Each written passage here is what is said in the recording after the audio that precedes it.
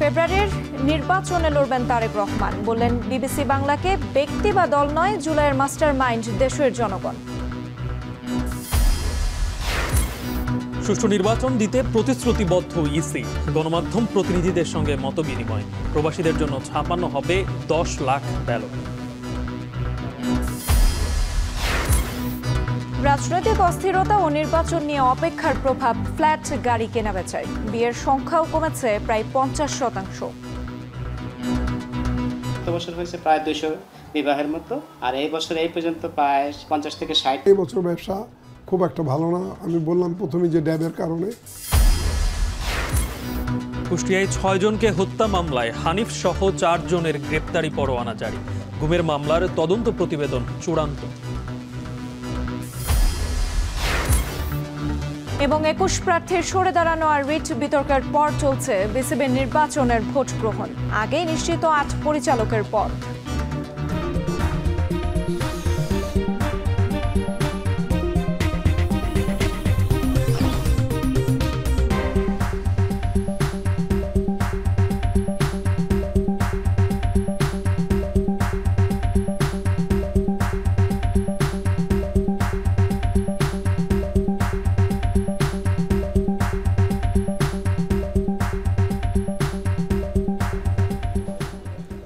শুনছিলেন শিরোনাম। স্বাগত এখন দুপুরে পুরো আয়োজন জুড়ে সঙ্গে আছে আমরা দুজন, আমি সুমাইয়া রাত্রি, আমি গালিব ইবনে রিয়াজ। কোনো দল বা ব্যক্তি নয়, জুলাই গণ অভ্যুত্থানের পুরো কৃতিত্ব জনগণকে দিলেন বিএনপির ভারপ্রাপ্ত চেয়ারম্যান তারেক রহমান। দীর্ঘ প্রায় 2 দশক পর গণমাধ্যমের মুখোমুখি হয়ে একথা বলেন তিনি। লন্ডন থেকে ভার্চুয়ালি যুক্ত হয়ে বিবিসি বাংলাকে দেয়া সাক্ষাৎকারে তারেক রহমান নিশ্চিত করেন ফেব্রুয়ারি নির্বাচনে প্রার্থী হচ্ছেন তিনি। চিন্তিত নন জামায়াত নেতৃত্বাধীন জোট নিয়েও, তবে আওয়ামী লীগকে গুম খুন এবং জামায়াতকে 71-এর ভূমিকার জন্য জবাবদিহি করতে হবে বলেও সাফ জানান তারেক রহমান। আরও জানাচ্ছেন শাহাদাত অফরো। আর কয়েক মাসের মধ্যেই বাংলাদেশ একটি নির্বাচনের দিকে এগিয়ে যাচ্ছে। দীর্ঘ প্রায় 2 দশক পর গণমাধ্যমের মুখোমুখি হলেন বিএনপির ভারপ্রাপ্ত চেয়ারম্যান তারেক রহমান। বিবিসি বাংলার সাথে সাক্ষাৎকারে জুলাই আন্দোলন, আগামী নির্বাচনে দলের কৌশল, আওয়ামী লীগ ও জামায়াত ইসলামী রাজনীতি, গুম খুনের বিচার সহ সমসাময়িক বিভিন্ন বিষয়ে তার অবস্থান তুলে ধরেন তিনি। আমি পৌঁছানোর চেষ্টা করেছি, আমি ইনশাল্লাহ পৌঁছিয়েছি মানুষের কাছে। সোমবার প্রকাশিত এই সাক্ষাৎকারে তারেক রহমান জানান, সঙ্গত কারণেই এতদিন দেশে ফেরা হয়নি, তবে আগামী নির্বাচনে জনগণের মাঝেই থাকার ব্যাপারে দৃঢ় আশাবাদ ব্যক্ত করেন তিনি। আমি একজন রাজনৈতিক দলের সদস্য, একজন রাজনৈতিক কর্মী। আমি নির্বাচনের সাথে তো রাজনৈতিক দল এবং রাজনৈতিক কর্মীর ওতপ্রোত সম্পর্ক। কাজেই নির্বাচন যেখানে একটি মানে জনগণের সম্পৃক্ত এরকম একটি নির্বাচন হবে, সেখানে তো অবশ্যই আমি নিজেকে দূরে থাকতে পারবো না, আমাকে আসতেই হবে। স্বাভাবিকভাবেই মাঠেই ইনশাল্লাহ থাকবো আমি। জুলাই আন্দোলনে তার ভূমিকার প্রশ্নে তারেক রহমান বলেন, কোনো দল বা ব্যক্তি নয়, দেশের জনগণই গণ অভ্যুত্থানের মাস্টারমাইন্ড। জুলাই আন্দোলনের প্রেক্ষাপট তৈরি হয়েছে অনেক বছর আগে, এমন মন্তব্য করে তিনি বলেন, ফ্যাসিবাদ বিরোধী প্রতিটি রাজনৈতিক দল বিভিন্নভাবে এই আন্দোলনে অবদান রেখেছে। এই আন্দোলনের মাস্টার মাইন্ড কোনো দল, কোনো ব্যক্তি নয়। এই আন্দোলনের মাস্টার মাইন্ড বাংলাদেশের গণতান্ত্রিক আমি জনগণ। বেগম খালেদা জিয়ার নির্বাচনে অংশ নেওয়ার ব্যাপারে তারেক রহমান বলেন, চিকিৎসকের পরামর্শ ও শারীরিক সুস্থতার উপর নির্ভর করবে তিনি কিভাবে রাজনীতিতে ভূমিকা রাখবেন। গণতন্ত্রকে পুনঃপ্রতিষ্ঠিত করার প্রথম পদক্ষেপ হিসাবে যেই প্রত্যাশিত, জনপ্রত্যাশিত যে নির্বাচনটি অনুষ্ঠিত হতে যাচ্ছে, ওনার শারীরিক সক্ষমতা যদি অ্যালাউ করে ওনাকে, নিশ্চয়ই উনি কিছু না কিছু ভূমিকা রাখবেন। আগামী ফেব্রুয়ারিতে নির্বাচনে অংশ নেবেন বলেও নিশ্চিত করেন তারেক রহমান। বলেন, জামায়াত আলাদা জোট করলেও উদ্বেগের কিছু নেই, ভোট প্রতিযোগিতা থাকাটাই স্বাভাবিক। মানুষের সমর্থন, গ্রহণযোগ্যতা সবকিছুর ভেতরে থেকে যারা রাজনীতি করবে তারা করতেই পারে, এটাতে তো কোনো সমস্যা বা উদ্বেগের কোনো কারণ আমি দেখি না। বিগত দিনে গুম খুনের জবাব যেমন আওয়ামী লীগকে দিতে হবে, তেমনি 71-এর ভূমিকার জন্য জামায়াতকেও জবাবদিহি করতে হবে বলে জানান বিএনপির ভারপ্রাপ্ত চেয়ারম্যান। 2024 সালে স্বৈরাচার যেই হত্যাগুলো করেছে, দেশ স্বাধীনের পরে যখন তারা সরকার গঠন করেছিল, ক্ষমতায় ছিল, তখনও যে সকল লুটতারাজ তারা করেছে, খুন গুম তারা করেছে, বিগত 17 বছর গুম খুম তারা যা করেছে, এর জবাব যেরকম তাদেরকেই দিতে হবে তাদেরটা, ঠিক একইভাবে 71 সালে কোনো রাজনৈতিক দল যদি তাদের কোনো বিতর্কিত ভূমিকা থেকে থাকে, তাহলে তাদের জবাব তারাই দিবেন। আওয়ামী লীগের রাজনীতি প্রসঙ্গে তারেক রহমান বলেন, জনগণই সিদ্ধান্ত নেবে তারা রাজনীতিতে থাকবে কিনা, আর নির্বাচনে জয়ী হলে প্রধানমন্ত্রী হবেন কিনা সে প্রশ্নের উত্তরও এড়িয়ে যান তিনি। আমরা চাই সকলকে সাথে নিয়ে রাষ্ট্র পুনর্গঠন করতে। শাহাদাত অফ্র, এখন, ঢাকা। জাতীয় নির্বাচনের আগে গণভোটের দাবি নির্বাচন পেছানোর চেষ্টা বলে মন্তব্য করেছেন বিএনপির স্থায়ী কমিটির সদস্য সালাউদ্দিন আহমেদ। সকালে জাতীয় প্রেস ক্লাবে আগামী নির্বাচনের চ্যালেঞ্জ ও সম্ভাবনা নিয়ে নাগরিক যুব ঐক্য আয়োজিত আলোচনা সভায় এই মন্তব্য করেন তিনি। বলেন, আরপিও সংশোধন করে জাতীয় নির্বাচনের দিন গণভোট করা যেতে পারে। বিভিন্ন দাবি তুলে যারা দেশকে অস্থিতিশীল করতে চায়, নির্বাচন সুষ্ঠু করতে তাদের মোকাবেলা করাই সরকারের মূল চ্যালেঞ্জ বলেও মন্তব্য করেন তিনি। নির্বাহী আদেশে রাজনৈতিক দল নিষিদ্ধ প্রসঙ্গে তিনি বলেন, আওয়ামী লীগ যখন জামাতের রাজনীতি নিষিদ্ধ করেছে, বিএনপি সবার আগে প্রতিবাদ করেছে। এখনও নির্বাহী আদেশে কোনো দল নিষিদ্ধ বিএনপি মেনে নেবে না।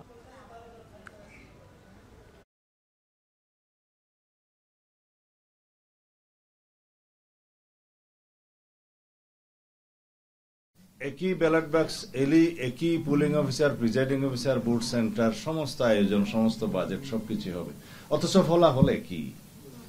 নির্বাচনের দিনে যে গণভোটের রায়টা আসবে সেই ফলাফল যেমন একই বাইন্ডিং হবে পার্লামেন্টের উপরে, আর আগে হলো একই বাইন্ডিং।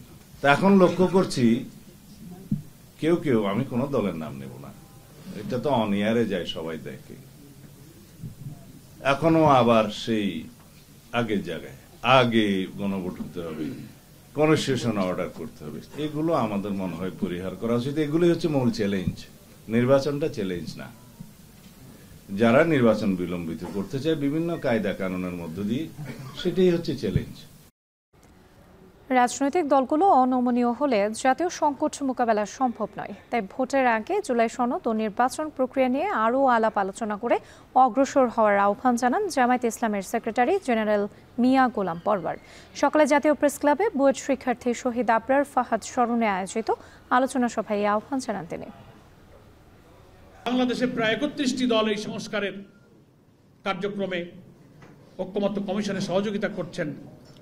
25-26টি দলের যে সংস্কার প্রস্তাবে ঐক্যমত্য হয়েছে, বাকি গুরুত্বপূর্ণ কিছু মেজর জায়গায় কিছু কিছু দলের আপত্তির কারণে এই প্রচেষ্টা এখনো সফলতার মুখ দেখতে পাচ্ছে না।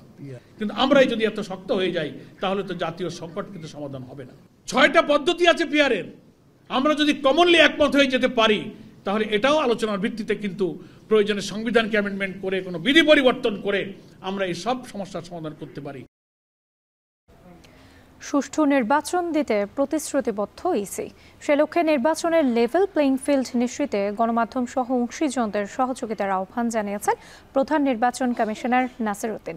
একই সাথে নির্বাচন সংক্রান্ত সব বিষয়ে কমিশনের অবস্থান লুকানোর কিছু নেই বলেও মন্তব্য করেন তিনি।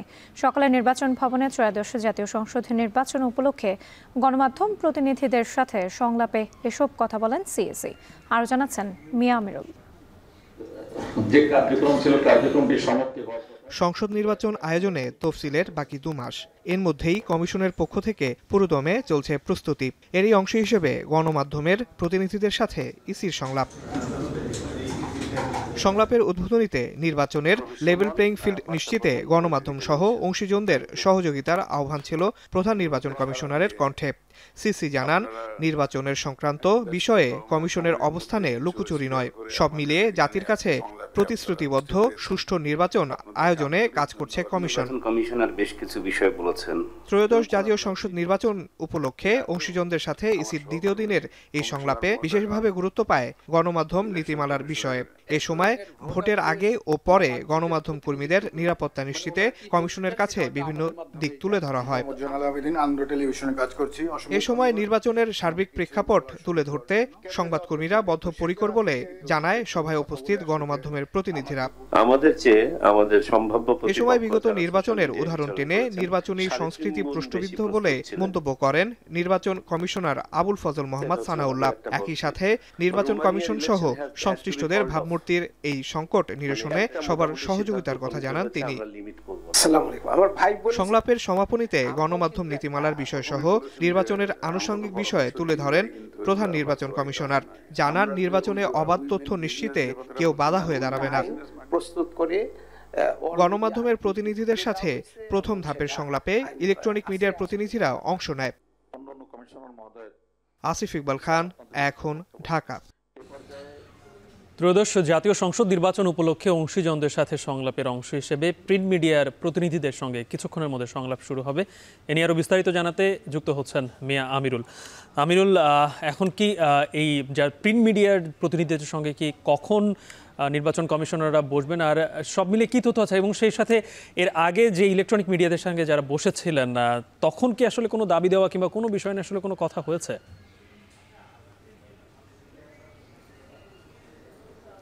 গালিব, আপনাকে যদি শুরুর কথা দিয়ে বলি, ইলেকট্রনিক্স মিডিয়ার সাথে যে বৈঠকটি ছিল সেটি শেষ হয়েছে এবং কিছুক্ষণের মধ্যে মূলত প্রিন্ট মিডিয়ার যে প্রতিনিধি যারা আছে তাদের সাথে সংলাপ হবে।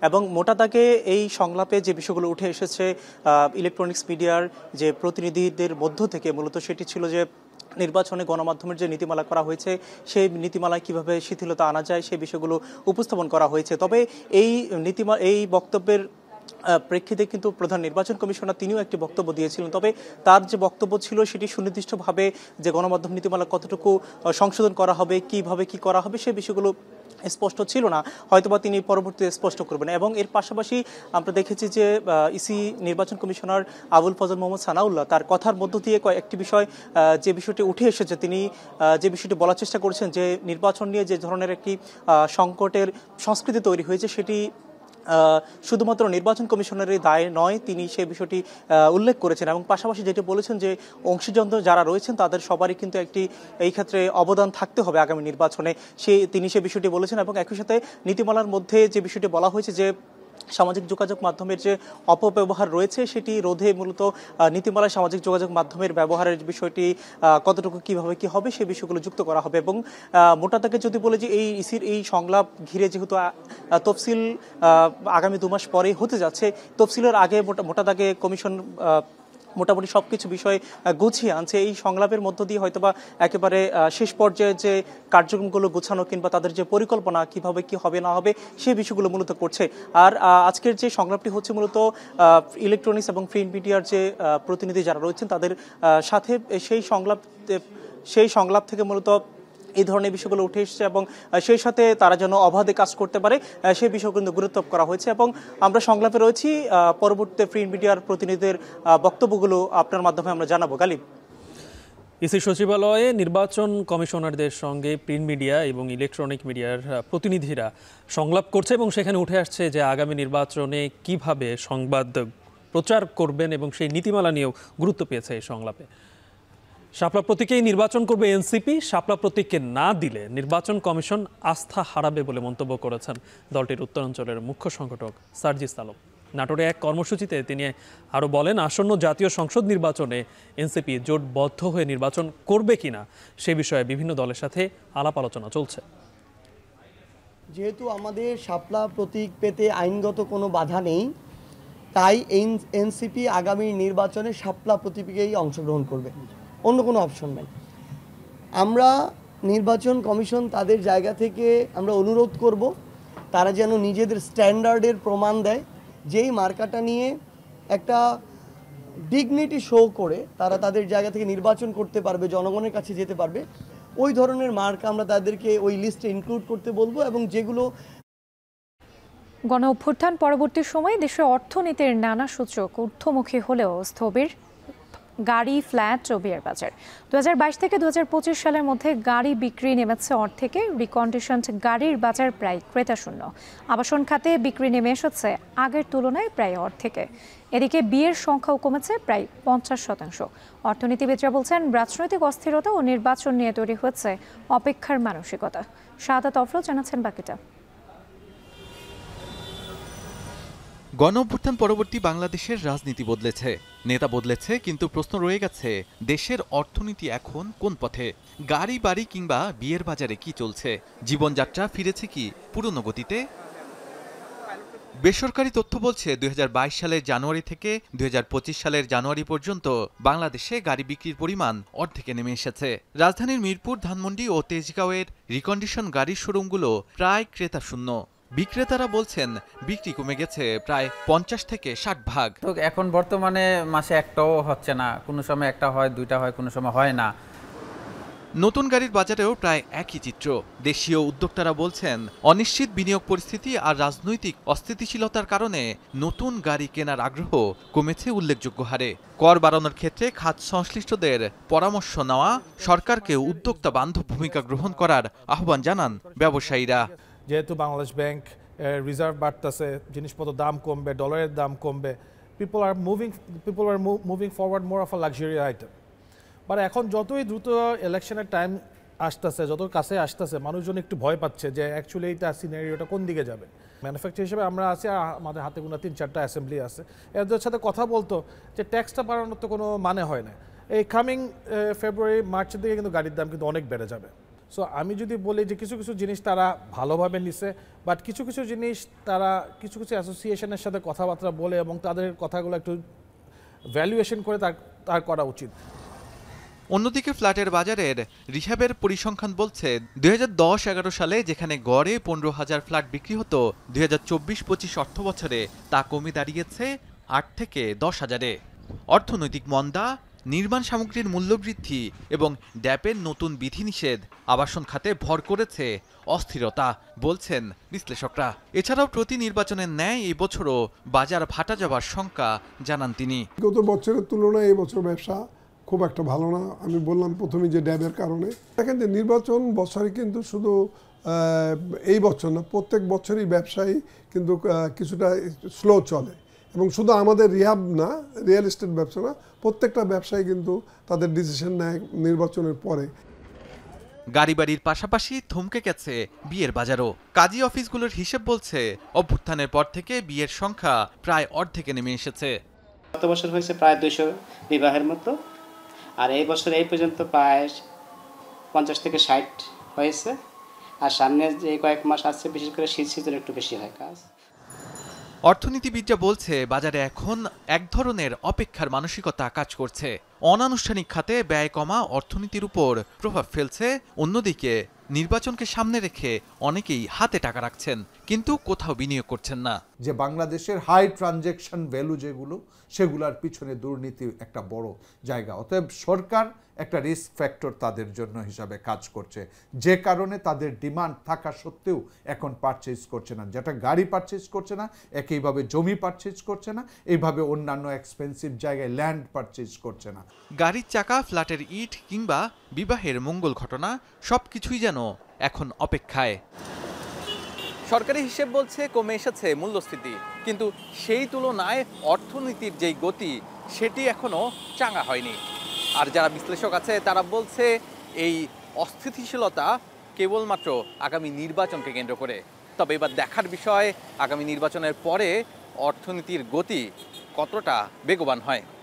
শাহাদাত আফ্র, এখন, ঢাকা।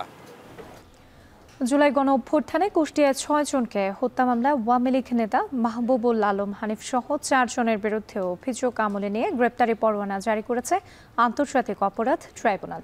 সোমবার আন্তর্জাতিক অপরাধ ট্রাইব্যুনাল 2 এর চেয়ারম্যান বিচারপতি নজরুল ইসলাম চৌধুরীর নেতৃত্বে 3 সদস্যের ট্রাইব্যুনাল মামলার অভিযোগ আমলে নেন। একই সঙ্গে 14 অক্টোবর 4 আসামিকে হাজির করতে বলা হয়েছে। মামলার 4 আসামির সবাই পলাতক রয়েছেন। আসামিদের বিরুদ্ধে 3টি অভিযোগ আনা হয়েছে। মানবতা বিরোধী অপরাধের অভিযোগে শেখ হাসিনা সহ 3 জনের বিরুদ্ধে সর্বশেষ সাক্ষীর জেরা অনুষ্ঠিত হচ্ছে আন্তর্জাতিক অপরাধ ট্রাইব্যুনাল 1-এ। এই মামলায় মোট সাক্ষ্য দিয়েছেন 54 জন। সাক্ষীদের মধ্যে ছিলেন জুলাই নৃশংসতার প্রত্যক্ষদর্শী, ভুক্তভোগী, চিকিৎসক ও আইন শৃঙ্খলা বাহিনীর সদস্যরা। অন্যদিকে ট্রাইব্যুনাল 2-এ জুলাই আন্দোলনের প্রথম শহীদ আবু সাইদ হত্যা মামলার 9ম দিনের সাক্ষ্য গ্রহণ চলছে।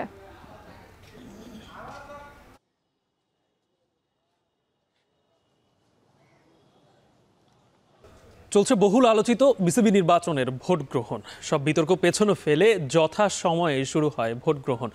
চূড়ান্ত তালিকায় থাকা ভোটাররা নির্বাচিত করবেন তাদের পছন্দের প্রার্থীকে। এখন পর্যন্ত নির্বাচনের পরিবেশ নিয়ে সন্তোষ প্রকাশ করেছেন পরিচালক পদপ্রার্থীরা। আরও জানাচ্ছেন নোমান আব্দুল্লাহ। একের পর এক নাটকীয়তা, স্বেচ্ছাচারিতা, সরকারি হস্তক্ষেপ, কারসাজি সহ অন্তহীন অভিযোগ, যার ফলে আলোচিত প্রার্থী তামিম ইকবালের নেতৃত্বে একযোগে বেশ কয়েকজন হেভিওয়েট প্রার্থীর মনোনয়ন প্রত্যাহার। নানা কারণে যথাসময়ে বিসিবি নির্বাচন আয়োজনে শঙ্কা জাগে। তবে সবকিছু পেছনে ফেলে যথাসময়েই শুরু হয়েছে আলোচিত সমালোচিত বিসিবি নির্বাচনের ভোট গ্রহণ। আদালতের রায় আর যাচাই বাছাইয়ের পর চূড়ান্ত তালিকায় থাকা 156 জন কাউন্সিলর নির্বাচন করবেন তাদের পছন্দের প্রার্থীদের। নির্বাচন প্রক্রিয়া নিয়ে মিশ্র প্রতিক্রিয়া জানিয়েছেন পরিচালক পদপ্রার্থীরা। ভালো লাগছে, অনেক সতীর্থরা আছে এখানে, বাংলাদেশের বিভিন্ন জেলা থেকে লোকরা এসছে, ক্লাবের লোকরা এসছে, অল দ্য স্টেক হোল্ডার্স আছে এখানে, তো ভালো লাগছে। এক্সাইটমেন্ট তো থাকবে দুটো, একটা হচ্ছে নির্বাচন অংশগ্রহণ করছি, আমি নিজেও নির্বাচনে দাঁড়িয়েছি, so let's see, hope for the best. অনেক প্রতিকূলতার ভেতর দিয়ে, অনেক প্রতিবন্ধকতার ভেতর দিয়েই কিন্তু আমাদেরকে এগিয়ে যেতে হচ্ছে এখন পর্যন্ত। তো আমি কিন্তু শুরু থেকেই কিন্তু ডিটারমাইন্ড ছিলাম আমি শেষ পর্যন্ত মাঠে থাকব।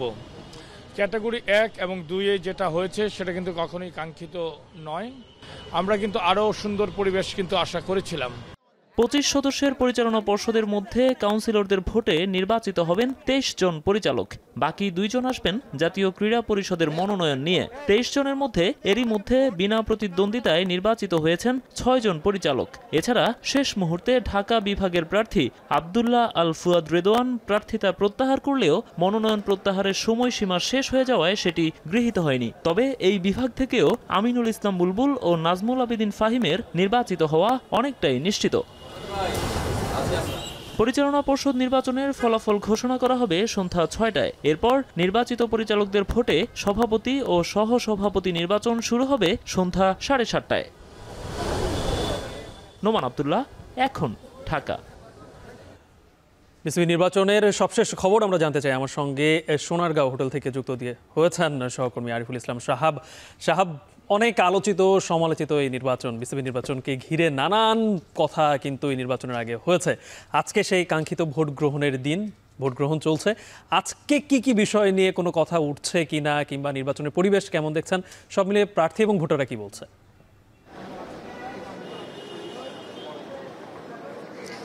নির্বাচন নিয়ে এখন পর্যন্ত যারা শুভাকাঙ্ক্ষী রয়েছেন, যারা কাউন্সিলর রয়েছেন, কেউ ইতিবাচক মন্তব্য করেছেন, কেউ বা মিশ্র প্রতিক্রিয়া জানিয়েছেন।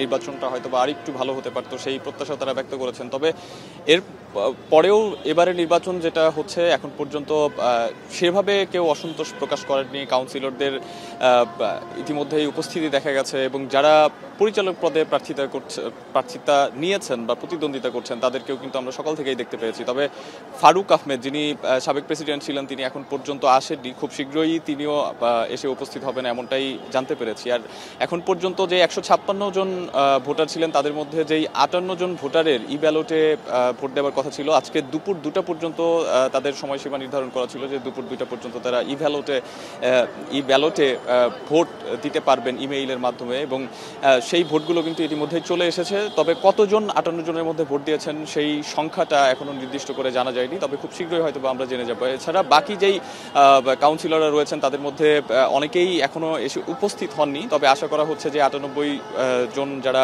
সরাসরি এসে উপস্থিত হবেন তারা ভোট দিতে পারবেন।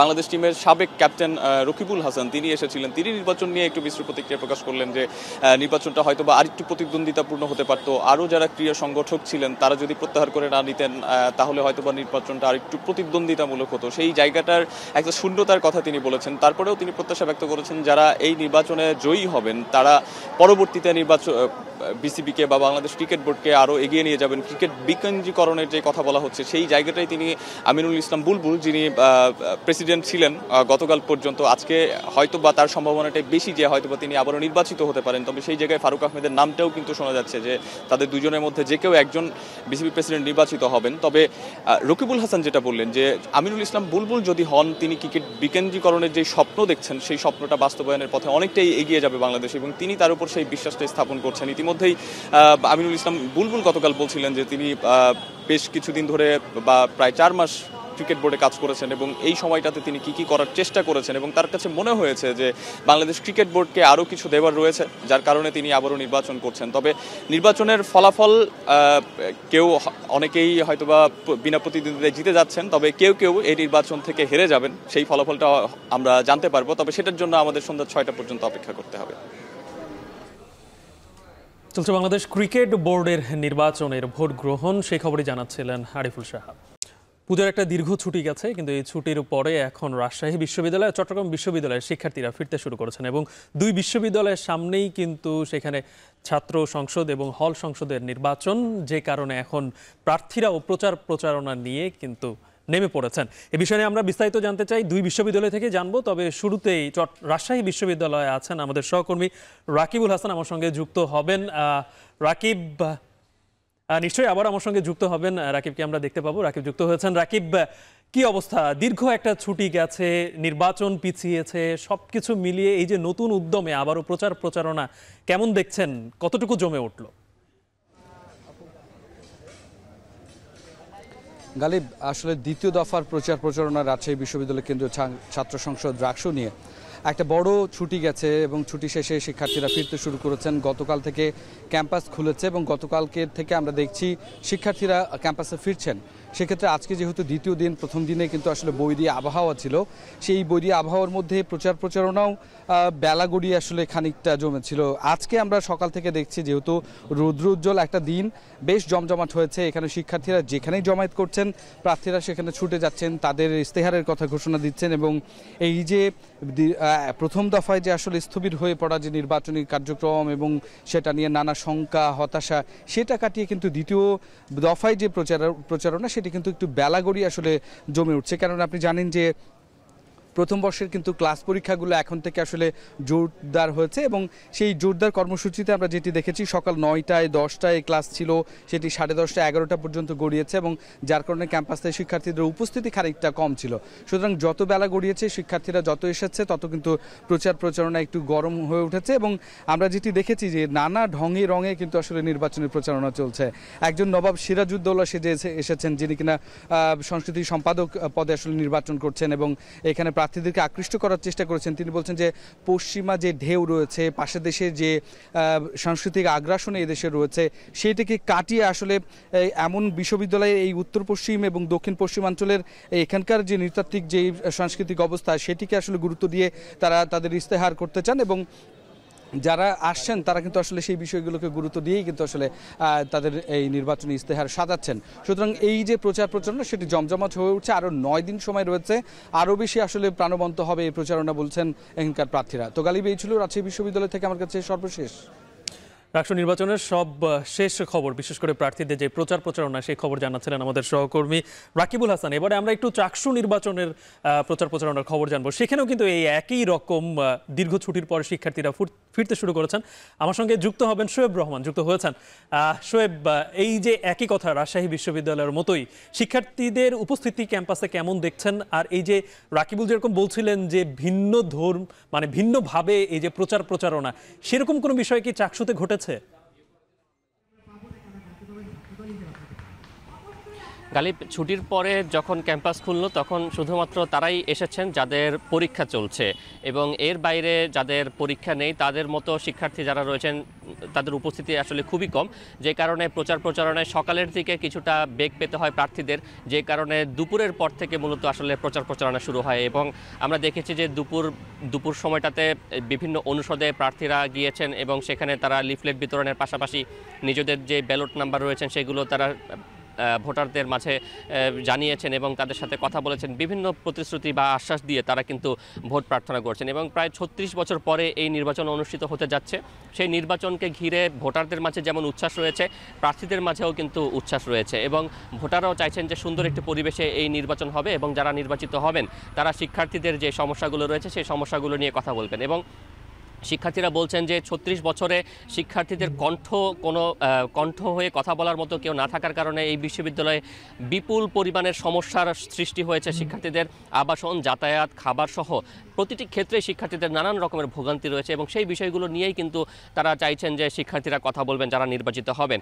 অন্যদিকে শিক্ষার্থীদের মধ্যে প্রার্থীদের মধ্য থেকে প্রচারণার ক্ষেত্রে আমরা দেখেছি যে সামাজিক যোগাযোগ মাধ্যমে নানান ধরনের বৈচিত্র্য রয়েছে। বিশেষ করে অনেকগুলো প্যানেল তারা বিভিন্ন অভিনয় কিংবা ছোট ছোট মিম তৈরির মাধ্যমে কিন্তু তারা নিজেদের প্রচারণার ক্ষেত্রে বৈচিত্র্য এনে ভোটারদের দৃষ্টি আকর্ষণের চেষ্টা করছেন। এবং লিফলেট যেগুলো রয়েছে সেই লিফলেট বিশ্ববিদ্যালয়ে যেহেতু শাটলের ক্যাম্পাস বলা হয় চট্টগ্রাম বিশ্ববিদ্যালয়কে, শাটলের ইঞ্জিনের আদলে লিফলেট ছাপিয়ে কিংবা বাংলাদেশের মানচিত্রের আদলে ছাপিয়ে এবং একই সাথে হাত পাখার আদলে লিফলেট ছাপিয়েও কিন্তু অনেকে প্রচারণার ক্ষেত্রে কিছুটা বৈচিত্র্য আনার চেষ্টা করেছেন। এবং একই সাথে আপনাকে একটু জানিয়ে রাখতে চাই যে নির্বাচন কমিশনে কিন্তু স্মারকলিপি এবং সেই সাথে অভিযোগ দুটো বিষয় কিন্তু জমা পড়েছে। স্মারকলিপির ক্ষেত্রে বৈচিত্র্যের ঐক্য প্যানেল থেকে কিছুক্ষণ আগে একটি স্মারকলিপি দেওয়া হয় এবং তারা বলছেন যে নির্বাচনে ভোট গণনা পদ্ধতি ম্যানুয়াল পদ্ধতিতে হাতে গণনার মাধ্যমে করার জন্য এবং সেটি যদি সম্ভব না হয় সেক্ষেত্রে ব্যালট রিডিং যে মেশিন রয়েছে সেই মেশিনটি কোথা থেকে আনা হচ্ছে সেটি যাতে স্বচ্ছতার খাতিরে ভোটার এবং প্রার্থীদের মাঝে জানানো হয় আগে থেকে, সেই বিষয়টি তারা জানিয়েছেন। সবকিছু মিলিয়ে বলা যায় যে একটি সৌহার্দ্যপূর্ণ পরিবেশে নির্বাচনের প্রচারণা কার্যক্রম চলছে চবিতে। গালিব, পূজার দীর্ঘ ছুটির পর রাকসু এবং চাকসুতে আবারও শুরু হয়েছে নির্বাচনকে ঘিরে প্রচারণা। সেই খবরই জানাচ্ছিলেন আমাদের দুই সহকর্মী। পার্বত্য চট্টগ্রামের বিভিন্ন বৌদ্ধ বিহার, বনবিহার এবং বনবিহারের শাখা বিহারগুলোতে যথাযোগ্য মর্যাদায় পালিত হচ্ছে বৌদ্ধ ধর্মাবলম্বীদের অন্যতম ধর্মীয় উৎসব প্রবারণা পূর্ণিমা। দেশ, জাতি ও বিশ্ব মানবের সুখ, শান্তি ও সমৃদ্ধি কামনা করে এবারের প্রবারণা উৎসব আয়োজনে চলছে নানান আয়োজন। ধর্মীয় নানা আয়োজনের মধ্য দিয়ে চট্টগ্রামে পালিত হচ্ছে বৌদ্ধ ধর্মাবলম্বীদের অন্যতম ধর্মীয় উৎসব প্রবারণা পূর্ণিমা। ভোরে জাতীয় ও ধর্মীয় পতাকা উত্তোলন এবং পবিত্র ত্রিপিটক থেকে পবিত্র শ্লোক উচ্চারণের মাধ্যমে কর্মসূচির সূচনা হয়, যেখানে হাজার হাজার ভক্ত পূজারীরা অংশ নেয়। সকাল থেকে অষ্টশীল, পঞ্চশীল প্রার্থনা, বুদ্ধ পূজা, ধর্মদেশনা, ভিক্ষুকদের উপবাস ভঙ্গ, গণপ্রার্থনা সহ নানা আনুষ্ঠানিকতা চলছে বৌদ্ধ বিহারগুলোতে। এদিকে রাঙামাটিতে প্রবারণা পূর্ণিমা উপলক্ষে দিনব্যাপী বৌদ্ধ বিহারগুলোতে বুদ্ধ পতাকা উত্তোলন, ভিক্ষু সংঘের পিণ্ডদান ও প্রাতরাশ অনুষ্ঠানের আয়োজন করা হয়েছে। সন্ধ্যায় হাজার হাজার বাতি প্রজ্বলন ও ফানুস উড়ানোর মধ্য দিয়ে প্রবারণা পূর্ণিমার আয়োজন শেষ হবে।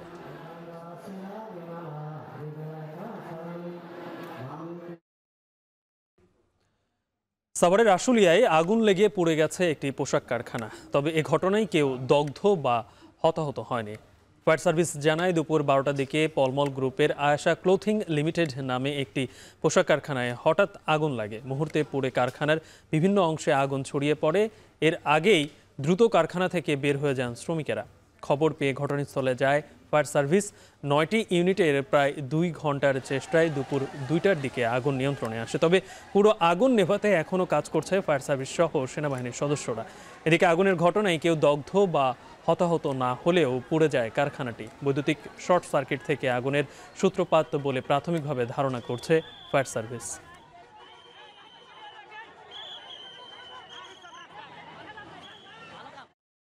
উজানের ঝলে তিস্তা নদীর পানি বেড়ে লালমনিরহাটের 3 উপজেলার নিম্নাঞ্চল প্লাবিত হয়েছে। এতে পানিবন্দী 30 থেকে 40টি গ্রামের 15,000 পরিবার। বিস্তারিত জানাতে আমাদের সঙ্গে যুক্ত হয়েছেন আমিনুল বাপ্পি। বাপ্পি, এখন পর্যন্ত কি পরিমাণ মানুষ পানিবন্দী রয়েছে এবং দুর্গতদের সহায়তায় কোনো উদ্যোগ নেওয়া হয়েছে কিনা? এছাড়া তিস্তার সবশেষ পরিস্থিতি জানতে চাই আপনার কাছ থেকে।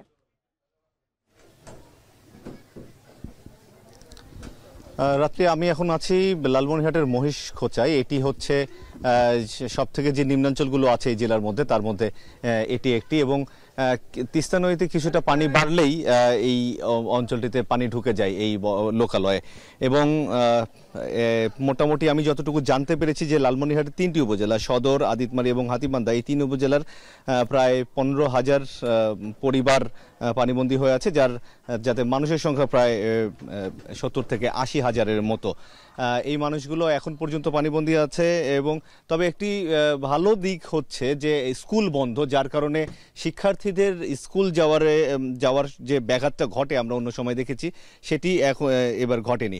আর এছাড়া বন্যা দুর্গতের জন্য জেলা প্রশাসন, এখানকার উপজেলা প্রশাসন তারা ইতোমধ্যেই ভিজিট করে গেছে এই দুর্গত এলাকাগুলো, এবং তারা সঠিক সংখ্যাটা নিরূপণের চেষ্টা করে তাদেরকে প্রয়োজনীয় সহযোগিতার আশ্বাস দিয়েছে বলে আমরা জানতে পেরেছি। এবং তিস্তার যে পানি সেটি কিন্তু ইতোমধ্যেই নামতে শুরু করেছে। গত রাত 12টার দিকে সর্বোচ্চ 35 সেন্টিমিটার পর্যন্ত উঠেছিল ডালিয়া পয়েন্টে, সেটি আমরা আজ সকাল 6টায় 10 সেন্টিমিটার উপরে, সকাল 7টায় 5 সেন্টিমিটার উপরে, এবং তারপরে বিপদসীমার নিচ দিয়ে প্রবাহিত হতে দেখেছি। কিন্তু ডালিয়া পয়েন্টে নিচ দিয়ে প্রবাহিত হলেও যেহেতু এই নিচু অঞ্চল হওয়াতে পানি আগেই ঢুকে গেছে, তো এখানকার স্থানীয় মানুষ যারা বলছেন যে এটি হয়তো আজকে সন্ধ্যার বা রাত নাগাদ হয়তো এই পানিটুকু এই লোকালয় থেকে নেমে যাবে। তবে তাদের একটাই কথা যে প্রত্যেক বছর এই বন্যা আসে, ত্রাণ আসে, কিন্তু তিস্তা যে খোঁড়ার বিষয়টি, তিস্তা খননটি হয় না। তাদের দাবি একটাই, তিস্তা খনন যেন দ্রুত হয়। তো রাত্রি এই ছিল আমার কাছে লালমনিরহাট থেকে সবশেষ অবস্থা। তিস্তা নদীর পানি বেড়ে লালমনিরহাটের 3 উপজেলার নিম্নাঞ্চল প্লাবিত হয়েছে। এ নিয়ে বিস্তারিত জানাতে আমাদের সঙ্গে যুক্ত ছিলেন সহকর্মী আমিরুল পাপ্পি। এবারে দেশের বাইরের প্রসঙ্গ। ভারী বৃষ্টি ও ভূমিধসে ভারতের পশ্চিমবঙ্গের দার্জিলিং সহ কয়েকটি জেলায় প্রাণহানি বেড়ে দাঁড়িয়েছে 28 জনে। যান চলাচল বন্ধ থাকায় সেখানে আটকা পড়েছেন বহু পর্যটক। প্রতিবেশী দেশ ভুটানের টালা জলবিদ্যুৎ কেন্দ্রের পানি লোকালয়ে ঢুকে পড়ে পশ্চিমবঙ্গের উত্তরাঞ্চলে জারি করা হয়েছে বন্যা সতর্কতা। এমন প্রেক্ষাপটে আজই ক্ষতিগ্রস্ত এলাকা পরিদর্শন করবেন রাজ্যের মুখ্যমন্ত্রী মমতা বন্দ্যোপাধ্যায়। এদিকে পার্শ্ববর্তী নেপালেও বন্যা ও ভূমিধসে মৃতের সংখ্যা বেড়ে দাঁড়িয়েছে 52 জনে। সতীর্থ কর্মকার জানাচ্ছেন বাকিটা। পূজার রেশ কাটার আগেই অতিবৃষ্টিতে বিপর্যস্ত পশ্চিমবঙ্গের দার্জিলিং সহ উত্তরাঞ্চলীয় কয়েকটি জেলা। গেল শনিবার রাত থেকে টানা বৃষ্টিতে তলিয়ে গেছে বসতবাড়ি, রাস্তাঘাট, ভেঙে পড়েছে সেতু কালভার্ট। দার্জিলিং থেকে কোচবিহার হোটেল হোমস্টেগুলোতে আটকা পড়েছেন বহু পর্যটক। ভারতের আবহাওয়া দপ্তর বলছে পশ্চিমবঙ্গের উত্তরাঞ্চলীয় পাহাড়ি এলাকায় গেল শনিবার রাত থেকে টানা 12 ঘন্টা প্রায় 261 মিলিমিটার বৃষ্টিপাত রেকর্ড করা হয়েছে।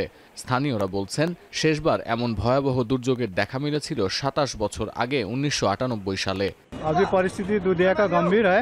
जो रात का पानी से दुधिया का जो बांध बांधा हुआ है वो सब भी टूट गया, वो इरिगेशन चैनल भी सब टूट गया। अभी देख रहा है, अभी चैनल सब आ रहा है, देख रहा है। अभी स्थिति ब्रिज भी टूटा है, अभी स्थिति गंभीर है।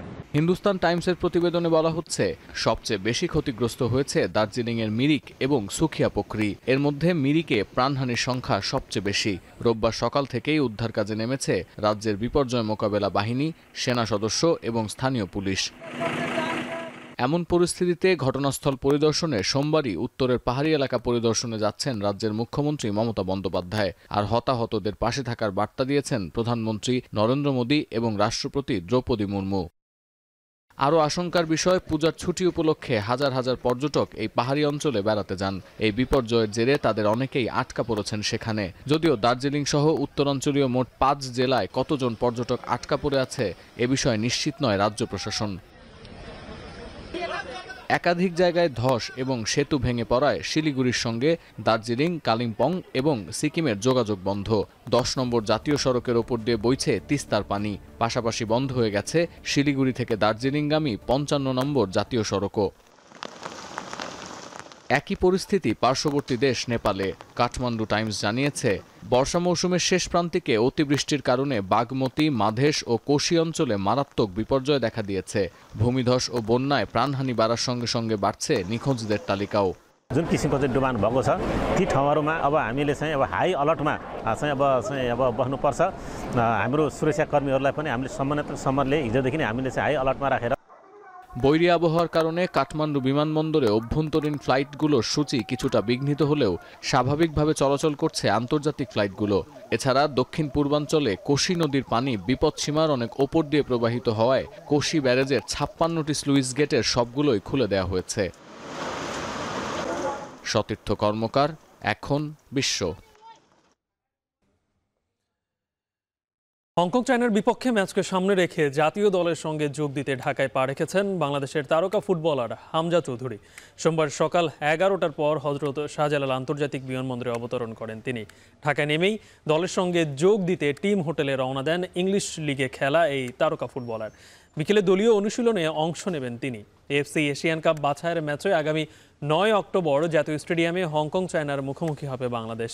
এরপর ফিরতি ম্যাচে দেশটির মাটিতে লড়বে 14 অক্টোবর। গুরুত্বপূর্ণ ম্যাচ দুটিকে সামনে রেখে সপ্তাহখানেক আগ থেকে অনুশীলন ক্যাম্প শুরু করেছে হ্যাভিয়ার ক্যাবরেরার দল।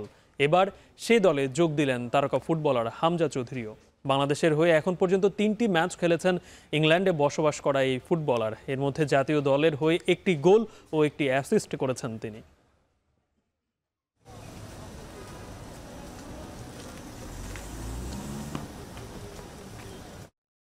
শেষ করছি এখন দুপুর শিরোনামগুলো আরো একবার।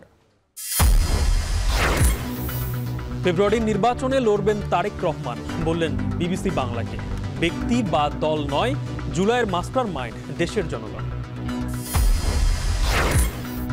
সুষ্ঠু নির্বাচন দিতে প্রতিশ্রুতিবদ্ধ ইসি। গণমাধ্যম প্রতিনিধিদের সঙ্গে মতবিনিময়, প্রবাসীদের জন্য ছাপানো হবে 10 লাখ ব্যালট। রাজনৈতিক অস্থিরতা ও নির্বাচন নিয়ে অপেক্ষার প্রভাব ফ্ল্যাট গাড়ি কেনা বেচায়। বিয়ের সংখ্যাও কমেছে প্রায় 50%। গত বছর হয়েছে প্রায় 200 বিবাহের মতো, আর এই বছর এই পর্যন্ত প্রায় 50 থেকে 60। এই বছর ব্যবসা খুব একটা ভালো না। আমি বললাম প্রথমে যে ড্যাবের কারণে।